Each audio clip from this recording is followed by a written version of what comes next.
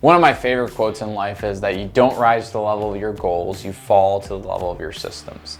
And I'm a big believer that setting up your systems properly will help you achieve something that's called life by design, not by default. And what I mean by that is, I want to live the life that I dream, not the life that my environment wants from me. And I set up specific systems through which I can make that super achievable and easy and a no-brainer. And in this video, I actually want to share with you a couple of different systems that I've implemented, so that way when I fall down to my systems, I'm also bound to be set up for success. So the first thing that I've done, and it helped me in my entrepreneurial journey, it's helped me in my weight loss journey, is basically shaped my identity in who I believe I am. The biggest moments where I realized the power of identity change, even though I didn't even know I was doing it, was when I went on my weight loss and health journey and said, I identify as an athlete. And what I started doing is I started booking out these Spartan races. So they're basically, between 5 to 10 kilometers long with obstacle course. They're kind of like these fun, Tough Mudder races. At the time, I could barely, walk from the fridge. I was recovering from COVID, so I could barely move throughout the house when I booked these. But I said, no, I identify as an athlete. I'm gonna train to get my body to the shape to where I can run these things. And I actually ran Spartan 5K, I ran a Spartan 10K, and this year I actually have a Spartan Beast, which is a 21K with a bunch of obstacles scheduled. So by scheduling those races, I identify as an athlete, and all of my eating and all of my training basically works towards being able to perform at those races. Same thing as an entrepreneur. I create a financial forecast every single year, and I call my shots to my investors and everybody else. And I identify as a CEO of a company that's going to do X amount of revenue, have X amount of employees, and I call my shot. I know exactly when I'm going to raise the next round or make the next move. That identity change helps me become successful. So whatever you're struggling with, 90% of it is probably just the identity change. If you can get your mind to think that you are the person that you want to become, it's a very magical thing, and I think it's a great way to set yourself up for success. The second thing I learned was actually time management. And one of the biggest epiphanies for time management was a couple years ago when a consultant of mine recommended to me to go to the Franklin Planner class. And the Franklin Planner class is a time management class where you basically learn how to use your calendar,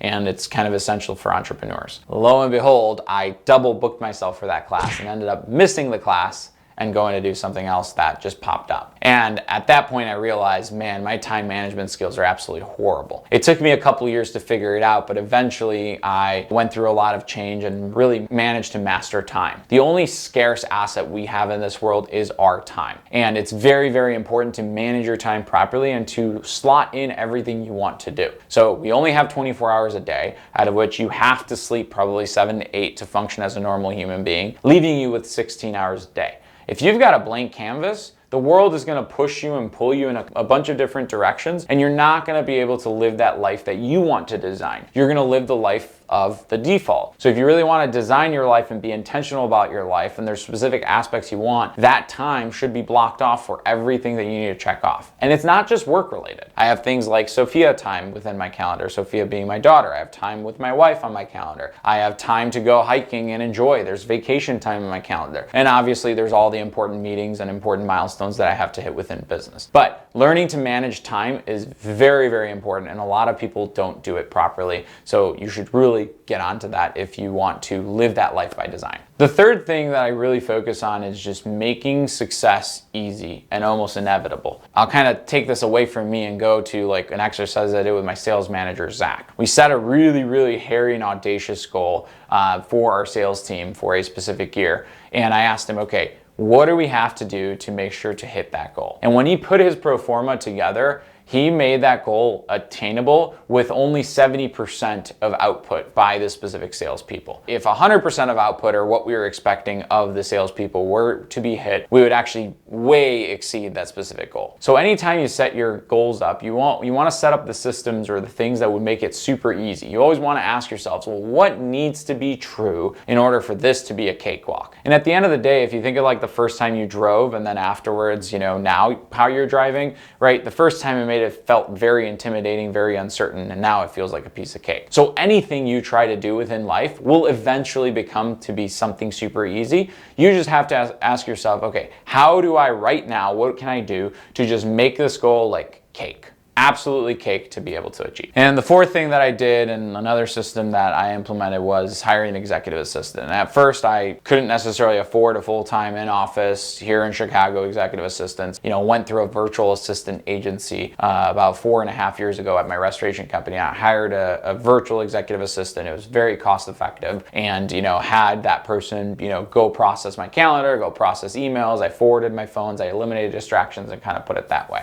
Fast forward to today, I have a full-time in-office executive assistant that basically I work through and handles basically all aspects of my life. If you want to learn more about that, the best person to go to is Dan Martell. He wrote the book Buy Back Your Time, but he talks about how he leveraged his executive assistant, has a bunch of frameworks. But the concept of having an executive assistant is crucial for any busy entrepreneur in the world. And it isn't something just for the high power, high net worth individuals. It's something that anybody can have attainable, right? Within the globalized economy, there's Upwork and a bunch of other tools where you can find somebody to start delegating tasks to for literally dollars an hour. You should totally get an executive assistant. And the fifth thing that I've realized and started working with is the ebb and flow of energy, and recognizing the energy and trying to tie energy together and maintaining my energy at a super, super high level. And that has helped make success absolutely inevitable. And what I mean by that is, biologically, your body goes through highs and lows throughout the day. And you have to recognize that sometimes you have high energy and sometimes you have low energy. And also, different factors affect your energy levels. I'll give you guys an example. If you go out drinking the night before, even if you wake up at 5 o'clock in the morning and you wake up with somewhat of an energy, your mind is probably foggy, you're probably tired, and you've probably wasted an entire day worth of energy just for that 2 to 3 hours of drinking. I think it's very important to recognize that and to start eliminating the things that suck on your energy, because if you want to show up, if you want to go crush, you need to have the energy to do so.